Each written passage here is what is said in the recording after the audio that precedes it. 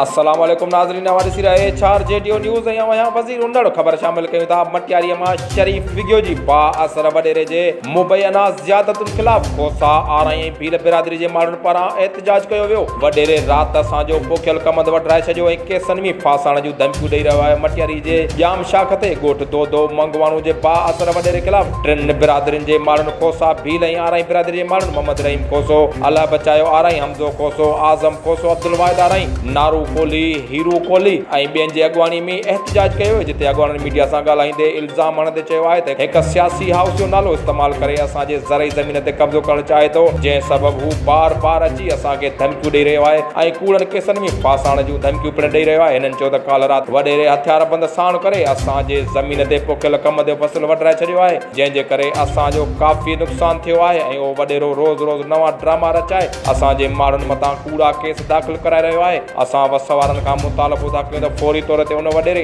हथियार बंदनि ख़िलाफ़ कानून मूजिबि कार्रवाई करे असांखे इंसाफ़ फराहम कयो वञे। चार जेडीओ न्यूज़ में फ़िलहालु एतिरो ई। वधीक ख़बरुनि अपडेट्स लाइ ॾिसंदा रहो चार जेडीओ न्यूज़।